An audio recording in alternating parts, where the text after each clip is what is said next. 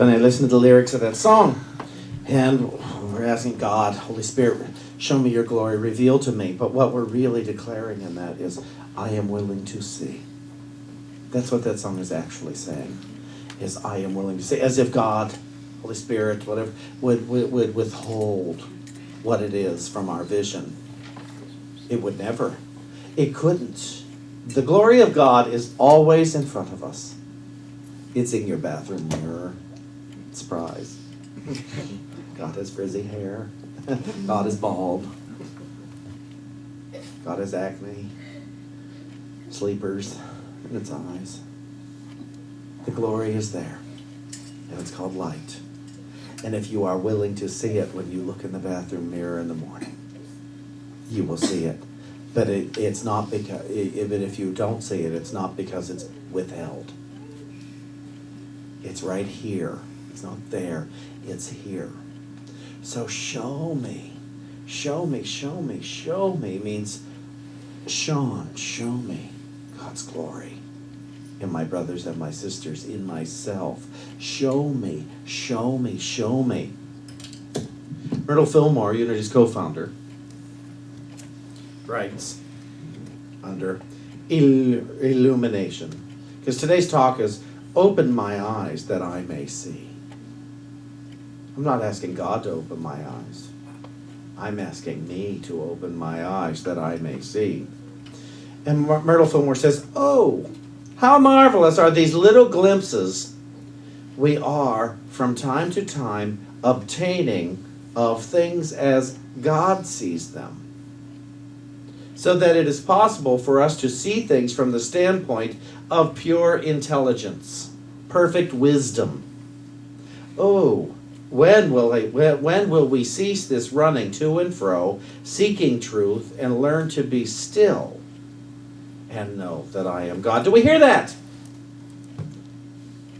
When will we cease this running to and fro, seeking truth, and learn to be still and know that I am God? In order that we may hear this inner voice and may receive this highest form of teaching, which alone can open the eyes of our spiritual understanding, the mortal self must cease its clamoring even for truth. The human intellect must become absolutely still, forgetting to argue or discuss. The Father can lead into all truth only when we listen to hear what He will say. That's when we get God's voice, when we listen. And it can creep in just a moment of silence.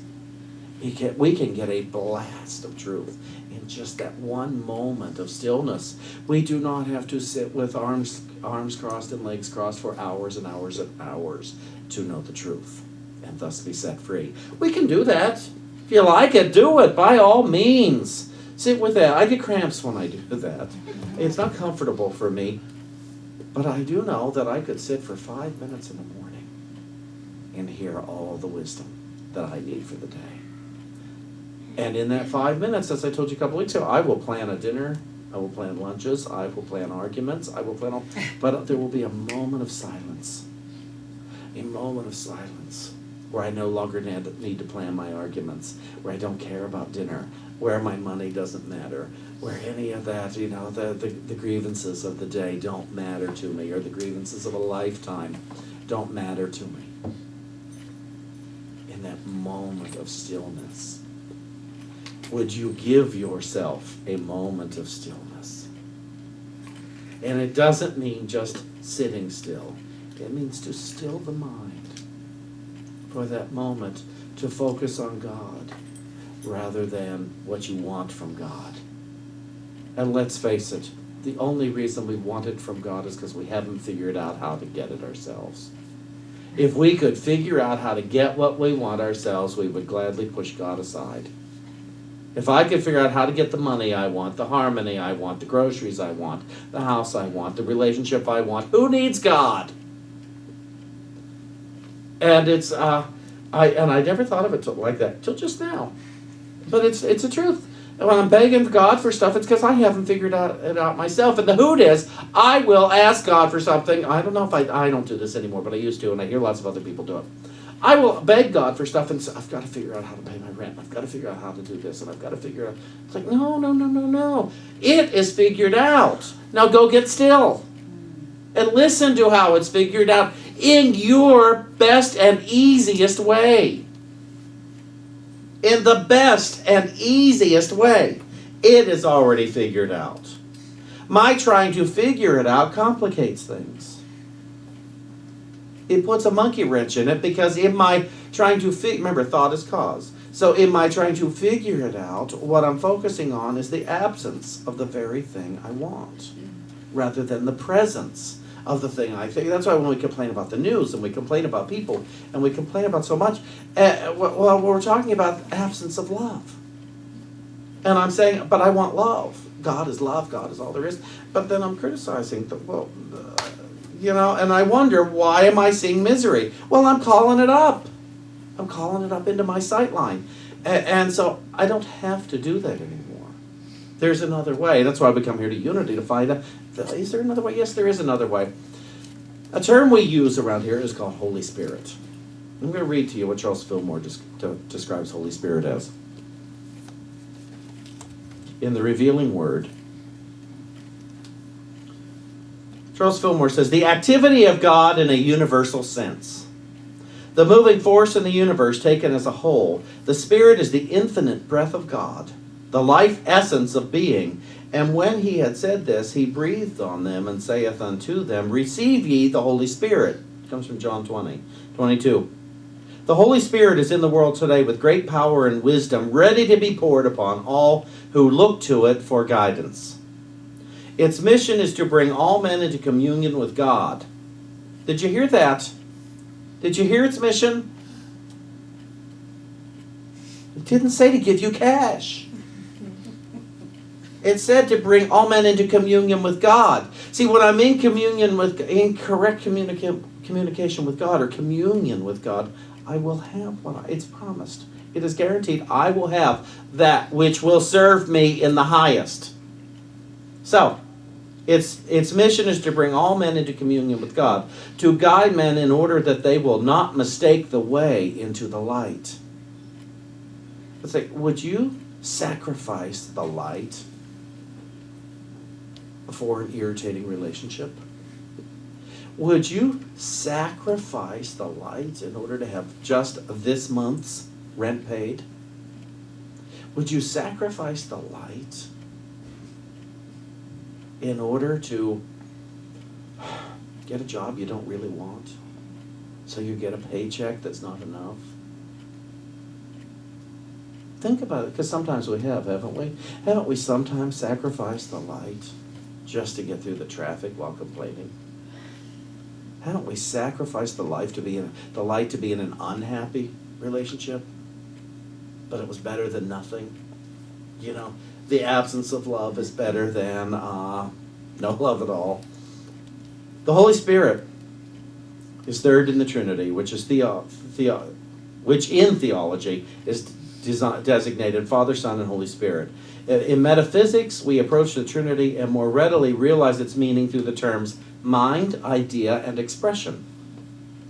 To be filled with the Holy Spirit is to realize the activities of Spirit in individual consciousness. The quickening of a man by the Holy Spirit is peculiar to each individual and must be experienced to be understood. So that's what we can't just talk about light. We've got to experience the light. We can't just talk about spiritual intelligence. We must experience spiritual intelligence. We can't just talk about love. We must actually experience love in order to grasp it. But one would have to put down one's own limited ideas of what love is in order to experience the love. I'm sure everyone in this room has done it more than once, has actually surrendered their thought of love long enough to experience what love is. Their thought of prosperity in order to experience what prosperity is. Their thought of truth and wisdom and peace and joy in order to experience what those characteristics of God is. The quickening of a man by the Holy Spirit is peculiar to each. Okay, the Holy Spirit is authority on the gospel of Jesus. It is the only authority that Jesus ever recognized. And whoever attempts to set forth his gospel from any other standpoint is in the letter and not the spirit. No man can know what Jesus' doctrine is except he gets it direct from the one and only custodian. The custodian is not Jesus, the custodian is Holy Spirit. It is not to come secondhand, but each for himself must receive it from the Holy Spirit, which is sent by the Father in the name of the Son. There we go. So, Holy Spirit is not a person that makes decisions. Holy Spirit is the voice for God. And when we say is the voice for God, it means it speaks to us from the highest energy, the highest idea, but in a language that we can understand. And we may not be able to tell a story about it, but we can begin to practice it. We begin to experience it every cell, every fiber of our being, and the body will transform. The mind will transform. The life will transform. And we've seen it. And some of us have seen it so much that we said, stop! I can't take all this good. This is too uncomfortable. This is too unfamiliar. I don't like it when nobody argues with me. I don't like it. I don't like it at all. Stop. I want to go back to the old way of thinking. And then we wonder why we're unhappy. Wait a minute. I was supposed to have the joy of the Lord. Well, you did have it. And then you said stop. Because it was too uncomfortable, because it was unfamiliar. What if you just stayed with it being uncomfortable till it wasn't uncomfortable anymore? So many of us have stayed with pain that was so uncomfortable until we became familiar with the daily pain. Anybody here ever smoked cigarettes for years? Cigarettes are painful to the body, extremely painful to the body. And yet, we sustained that pain so that we could maintain the habit. Anybody here ever have a hangover and then you drank again? Why would you do that? That was just, a fluke. Until you have another one, and another one, and another one, and another one. It's like, okay, now I'm so used to the pain that I don't even notice it. I learned that when I quit smoking the first time. And I put them down for a few months, and then I picked them up, and I felt awful. And I thought, this must be how I felt all the time for years and didn't even know it. My body was so used to it. In relationships, we adapt to pain. But how about adapting to love? How about adapting to joy? How about adapting to peace? Going through the discomfort and the unfamiliarity of peace, of joy, of freedom of mind, of abundant prosperity, of worthiness of the kingdom. How about adapting to the discomfort of that? Instead of in the midst of all that is, all the joy that is raining down upon you and through you and from you, just say, somebody, I don't deserve all this. What do you mean you don't deserve all this? You're the Son of God. Man or woman, you're the Son of God. Meaning, you are created in a divine idea and worthy of all of the kingdom. See, all the physical stuff is not the kingdom. That's just thoughts that have manifested it this way instead of this way. The kingdom is the divine idea that God and I are one. Truth and I are one. You and I are one. I don't have to have a story of how you and I are one. I could never explain how you and I are one in truth. Well, looking at you, what? You have all that awful hair. You should be bald like me. How can I say that we are one? And my ego can't understand that. But spirit within me can. The highest mind in me can understand it. And so I have to practice it. I told you, I had a speech last week I gave at Unity Village to say that I am good and so are you. And I've been practicing that ever since. I'm good and so are you. To look at it and say, oh, what does that mean? What does that mean? Oh, we are, and I've been practicing it, and because of that, I'm not seeing such separations in us. A minister reached out to me the other day, someone I'm mentoring, and he's having some issues, some personality issues in his church. And I can recognize them like that. Except the advice I give him, because I know from my own experience, is I no longer put it on any of the other personalities in the church. I said, so what's going on in you? Because that's what I learned the hard way here. What was going on in me that brought that up in my life? It's not because I was stupid. It's because I was unconscious. So I have to say, okay, this is coming to you. What if it's not anybody else's fault? What if it's not anyone in the church's fault? And it's not even your fault. You're just not seeing it correctly. As the minister, you're not seeing it correctly. If you've got a problem with an individual in your church, and are they doing something wrong, or are you making something there that isn't? And that's what I had to start looking at. How do I love people through their stuff? Because we're all a group, we're a community. We're going to go through stuff. And are we supposed to not like each other on the days we're going through stuff? Are we supposed to not like ourselves? Are we not, oh, look at that one. To roll our eyes or say, oh, this one needs love today. This one really needs love today because they're having a hard time seeing. That's what I've learned, in our church, in our community. And so then I take that into the grocery store community and the department store community. Oh, this one needs love today. I am good. You are good. We are good. One last thing to read from the Holy Spirit's interpretation of the New Testament. And it comes from Acts chapter 8.